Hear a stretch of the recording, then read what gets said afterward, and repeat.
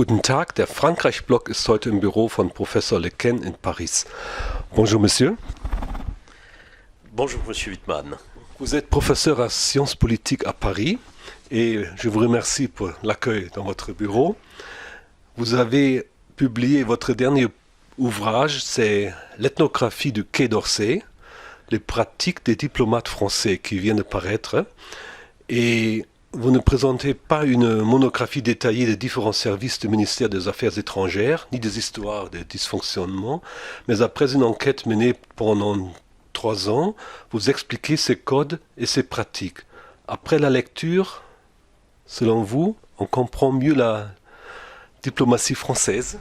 Ben, je l'espère, parce que c'est l'objectif de ce livre. En fait, ce qui m'intéresse en tant que chercheur, ce sont les pratiques diplomatiques contemporaines. Et pour travailler sur les pratiques, vous n'avez pas énormément de solutions. Soit vous faites des entretiens, ce que j'ai fait, mais mieux encore, vous faites de l'observation participante, c'est-à-dire vous obtenez le droit d'observer les acteurs qui vous intéressent, en l'occurrence pour moi les diplomates français, en action. Et le ministre de l'époque, Laurent Fabius, m'a autorisé à suivre les réunions que tenaient les diplomates, à la fois à Paris, au Quai d'Orsay, et dans un certain nombre d'ambassades de France, notamment à Varsovie et à Dakar. Donc j'ai eu un accès privilégié qui a constitué le matériau de ce livre.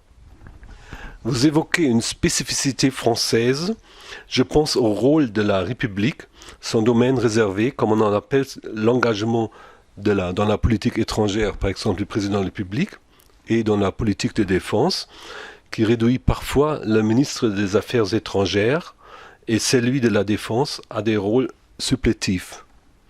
Je cite et je résume votre article présidentiel et politique étrangère du dossier de Syrie du mois de janvier 2017. Est-ce qu'il y a toujours encore ce domaine réservé? Bien sûr, le domaine réservé reste une pratique... c'est à la fois une mesure constitutionnelle et une pratique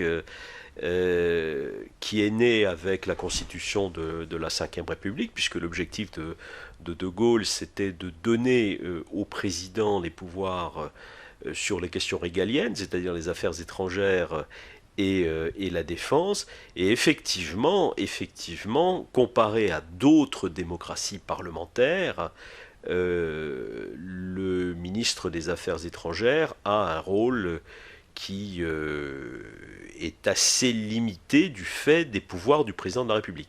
Donc, quand le président de la République et le ministre des Affaires étrangères sont proches, tout va bien.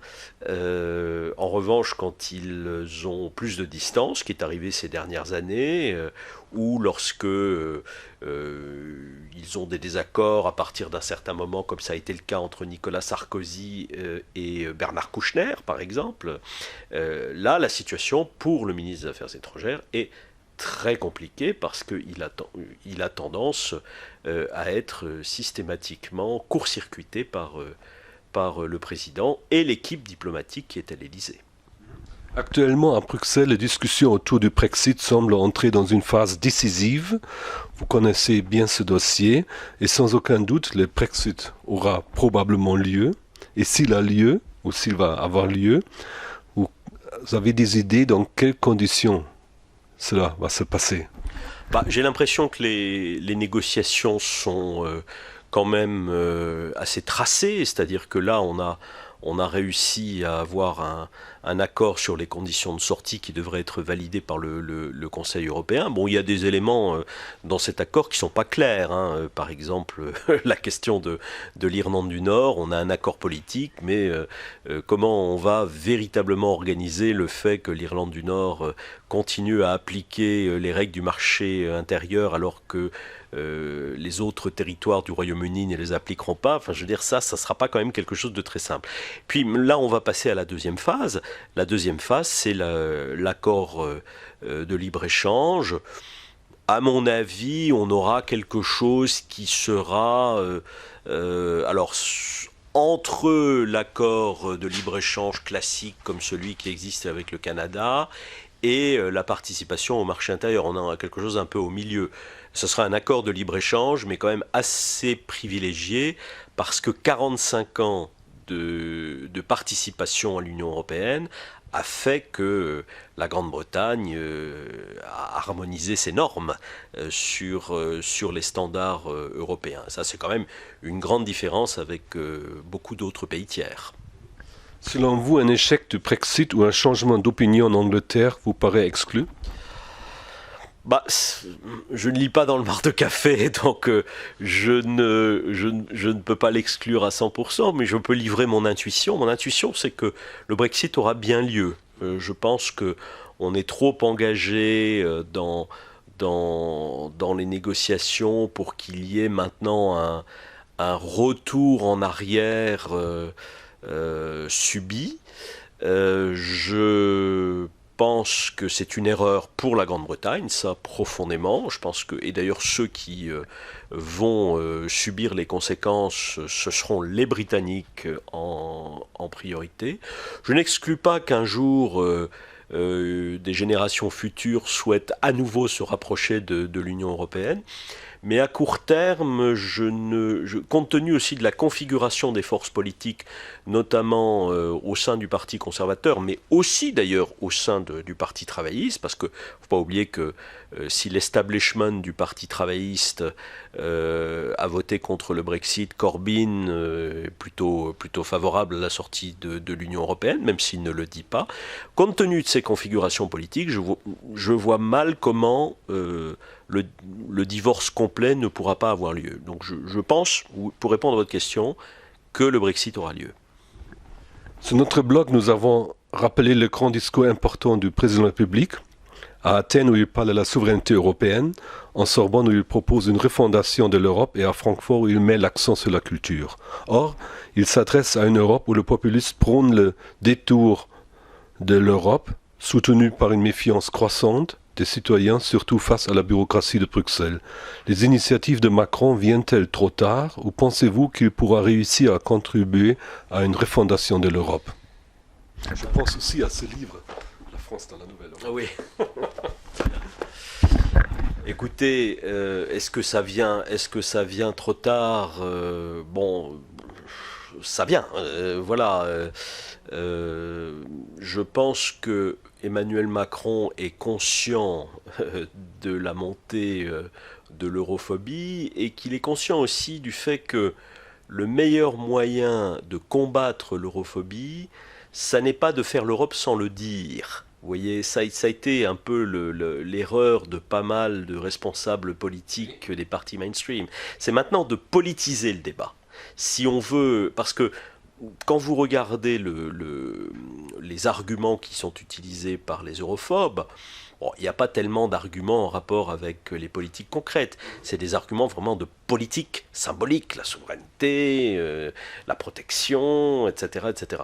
Macron, je pense qu'il a compris ça et il se dit que les pro-européens doivent aussi avoir un vrai discours politique. Voilà.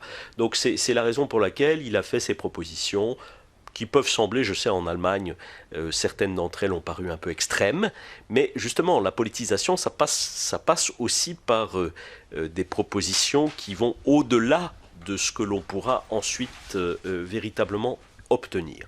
La question, bien entendu, c'est le soutien que cette stratégie française du moment pourra avoir dans les autres pays de l'Union européenne. Pour Macron, la relation avec l'Allemagne est absolument cruciale, ça c'est absolument certain. Donc il attend, comme tout le monde, la formation d'un nouveau gouvernement. Je pense qu'une grande coalition, il ne serait certainement pas contre. À mon avis, c'est peut-être la meilleure option pour lui. La reconduction donc de cette grande coalition. Mais après, qui n'est plus tellement grande. Et voilà, coalition. 54%. Exactement.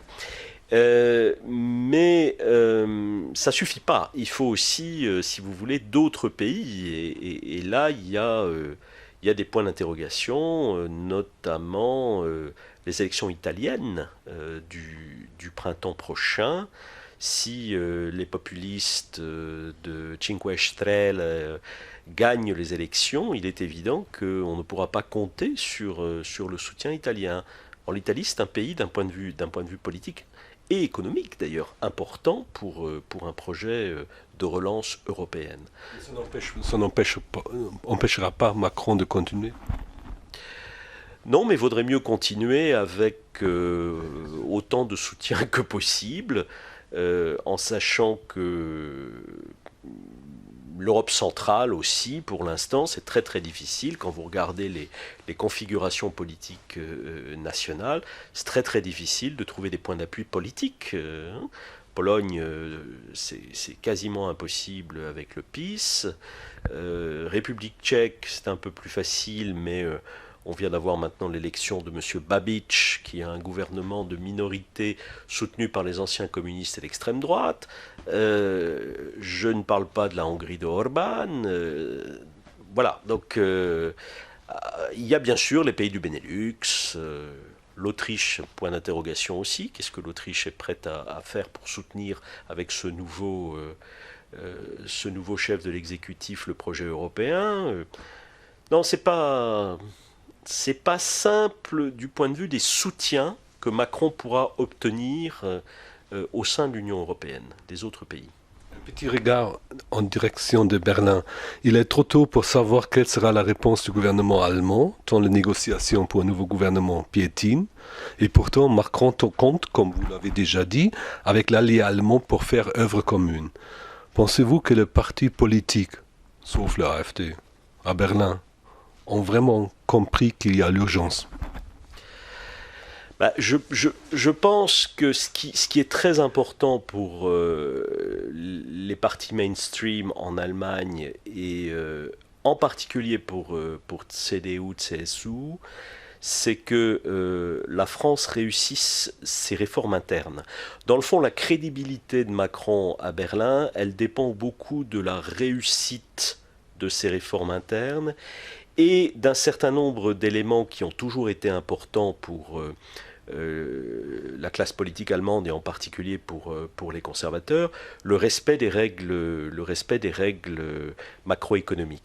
Je pense que si Emmanuel Macron veut faire des choses avec l'Allemagne, il faut absolument que la France sorte de la procédure de déficit excessif et qu'elle réussisse à respecter les 3% de déficit qui sont fixés par le traité de Maastricht. Voilà, je pense qu'il le sait. Maintenant, est-ce qu'on va réussir dans un pays où réformer l'intervention budgétaire de l'État, ça n'est pas quelque chose de simple. Mais en même temps, je dois dire que Emmanuel Macron, pour l'instant, réussit assez bien ses réformes. Et on ne peut pas dire que la France soit descendue massivement dans la rue pour le contester. C'est pas vrai. Hein, voilà. Et je pense qu'il mise sur un changement de culture chez les jeunes générations. C'est-à-dire que il est vraisemblablement persuadé que les jeunes générations françaises sont plus pragmatiques que ne l'était peut-être la génération de leurs parents sur la question de l'État-providence, sur la question de la protection sociale, etc., etc. Et je pense que c'est assez juste. Je pense que effectivement, il y a une espèce de réalisme pragmatique dans la nouvelle génération française qui est assez différente de l'idéalisme un peu des parents. Voilà. Et ça, c'est son pari finalement. Voilà. Mais j'ajoute que en même temps, l'État-providence français a permis quand même, par rapport à d'autres pays européens, de limiter l'écart entre les plus riches et les plus pauvres dans la société. même s'il y a, je crois aujourd'hui, 13% de Français qui vivent en dessous du seuil de pauvreté, mais vous savez que c'est moins qu'en Allemagne. En Allemagne, c'est un peu plus maintenant. Dans votre livre La France dans la Nouvelle Europe, en 2008, mais qui est toujours actuel, je trouve, vous évoquez dans la conclusion, j'ai lu tous les livres et pas seulement la conclusion. Je vous cite, ce qu'on appelle en anglais un narrative. Or, on sait que le message de réconciliation perd son poids auprès des jeunes. Comment trouver un message de substitution? Vous proposez celui de la liberté.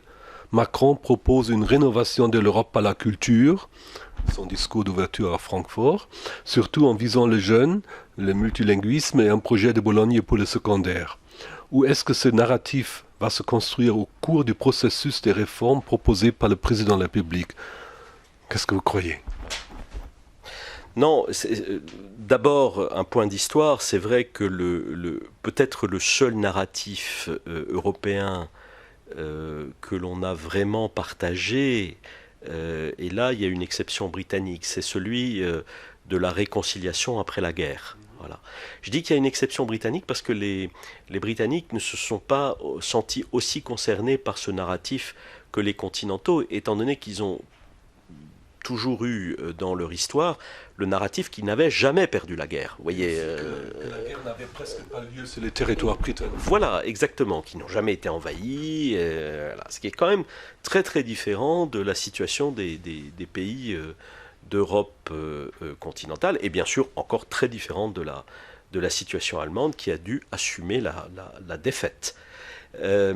Alors, ce narratif-là, c'est vrai qu'à mon avis, il marche moins avec les jeunes générations aujourd'hui. Il marche moins parce que l'Europe a réussi, quelque part. Et on est un peu, là pour le coup, l'Europe est un peu victime de son succès. Hein. Je voudrais rappeler un peu notre professeur Grosser qui a dit qu'il a parlé de jeunes du pont près de Strasbourg qui relient les deux pays. Et les jeunes ont dit, eh bien. Oui, c'est ça. Voilà, donc pour la génération d'Alfred Grosser et de tous ceux qui ont été les pionniers de la réconciliation franco-allemande, je pense que parler avec les jeunes aujourd'hui, ça a beaucoup d'intérêt, parce que les jeunes sont dans le fond, sont très européens, mais ils ne considèrent plus l'Allemagne comme un ancien pays ennemi avec lequel on s'est réconcilié. Ils considèrent l'Allemagne comme un pays d'Europe voisin, une démocratie normale, où on peut aller en week-end, c'est sympa d'habiter à Berlin, etc., etc. Ce qui c'est totalement donc différent de la génération de ceux qui ont connu la guerre. La réconciliation, c'est l'histoire pour eux. Voilà, exactement. Voire de ma génération, moi je suis né dans les années 60, mais nous avions le narratif de nos parents, qui avaient eux-mêmes vécu la Deuxième Guerre mondiale. Alors, quel nouveau narratif on peut trouver? Bon, ça, c'est une vraie interrogation pour l'ensemble des Européens. L'histoire nous aide aujourd'hui peut-être moins parce qu'il y a plus de diversité dans l'histoire. Et notamment, il y a le phénomène de ceux qui ont connu l'expérience communiste. Ça, c'est encore une autre histoire. Ça, vous le connaissez bien en Allemagne. Vous avez une société qui doit aujourd'hui cohabiter avec deux histoires différentes dans la période 1949-1989. Bien que pour les jeunes, l'histoire de la RDA s'est complètement effacée, je trouve, les jeunes au lycée. Qu'est-ce qu'ils en savent? Ceux qui ont maintenant 15-16 ans, ils savent de la RDA, ils savent presque rien. Sauf qu'il y a encore des Allemands aujourd'hui qui ont eu l'expérience concrète dans leur vie de ce qu'était la République démocratique d'Allemagne. Donc, quel autre narratif on doit trouver? Moi je suis assez convaincu qu'effectivement, quand on dit aux jeunes Européens, écoutez, regardez le monde, voyez la Chine. Bon, la Chine, c'est peut-être une réussite économique, mais c'est quand même un mercantilisme autoritaire. La Russie, Oh, est-ce que ça peut être véritablement un modèle, ce modèle de l'homme fort? Voilà. Monsieur Chavez, qui est décédé, cette espèce d'autoritarisme populiste, etc. Non, alors peut-être que dans le fond, le retour vers les racines de notre libéralisme politique, je dis bien libéralisme politique, fait de pluralisme, de tolérance, de respect de l'autre. Voilà ce qui fonde notre identité commune. Sauf que là aussi, il y a des remises en cause en Europe même, hein, par la montée de tous ces mouvements extrêmes, qui sont des mouvements rejetant le libéralisme politique. Donc raison de plus pour dire, parce que ceux qui rejettent le libéralisme politique rejettent l'Europe aussi. Hein. Donc raison de plus pour dire aux jeunes, si vous croyez aux valeurs de la liberté, ce qui fonde notre démocratie, eh bien croyez en l'Europe. Hein, parce que l'Europe, c'est un projet de tolérance, c'est un projet libéral, au plan politique, c'est un projet de respect de l'autre. Vous avez évoqué tout à l'heure, nous avons parlé des conventions qu'on va peut-être organiser prochainement sur l'avenir de l'Europe. Est-ce que tout cela va être parrainé par ces idées de narratif, de créer quelque chose que les jeunes comprennent? En tout cas, ce que je trouve très utile, c'est que on discute dans nos espaces politiques nationaux et que l'on ne refuse pas la controverse, qu'on ne refuse pas l'opposition des idées. Hein. Je pense que si on veut justement progresser avec l'idée d'Europe, on doit accepter le débat contradictoire. Et je crois que c'est ça l'objectif aussi de ces conventions. L'Europe, c'est pas une construction qui doit se faire dans le silence, comme ça, par les élites expertes. Vous voyez ce que je veux dire? Non, aujourd'hui, ce temps est fini. Seulement pas pour répéter les fautes qu'on a faites. Exactement, ce temps est fini. Aujourd'hui, on doit en parler comme d'un projet politique. Il faut en débattre parce que c'est devenu un élément de la compétition entre les partis politiques, des débats politiques nationaux. Donc, dans le fond, il y a une politisation de l'Europe. Hein, Macron en est bien conscient. Et je pense que Macron en est bien conscient. La seule chose, c'est que les pro-européens ont eu un peu tendance à se méfier de la politisation et ils ont laissé l'espace aux anti-européens qui, eux, n'ont pas peur d'employer des arguments, des méthodes très politiques pour parler de l'Europe. Et justement, si on veut contrer les anti-européens, il faut utiliser aussi le langage de la politique. Et pas seulement le langage de la rationalité économique, de l'interdépendance, etc., etc. Dans le fond, c'est une erreur aussi qu'ont faite les hommes politiques britanniques depuis 20 ans. Ils ont tous cru qu'ils allaient pouvoir manager, j'utilise ce terme, gérer la relation entre Londres et l'Union européenne, à travers le marché intérieur, les politiques publiques, etc., sans en parler et sans l'expliquer au peuple. Hein? Je me rappelle très bien, en 2011, je posais cette question à un ami britannique, je lui disais, qui est membre du Parti conservateur, et je lui disais, mais expliquez-moi quelle est la position de David Cameron à l'égard de l'Europe. Et là, il a eu cette réponse extraordinaire, et très juste. Il m'a dit, écoutez, le rêve de David Cameron, c'est de pouvoir gérer la relation entre Londres et Bruxelles sans jamais avoir à en parler au peuple britannique. Voilà. Et ça, de cette dépolitisation, finalement, a surgi beaucoup l'euroscepticisme. Donc ce temps est fini, à mon avis. Il faut engager la bataille. Hein. Nous avons fait un peu regarder un peu vers l'avenir. J'aimerais bien revenir dans un an et on regarde en arrière ce qu'on a fait entre-temps. Oui, alors on verra en particulier si Pour l'instant, les propositions faites par M. Macron ne sont pas véritablement à l'agenda de l'Europe. Hein, ce sont des propositions en amont et on verra si le résultat notamment des élections dans plusieurs pays, le vôtre, l'Allemagne, mais aussi l'Italie et ailleurs, permettront d'engager vraiment un agenda que j'appellerais post-crise, quoi. C'est-à-dire maintenant non plus de se demander comment on va gérer les crises, mais comment on va faire des choses nouvelles. Voilà, c'est ça c'est ça qu'on peut espérer voir apparaître dans un an. Hein. Merci bien, monsieur.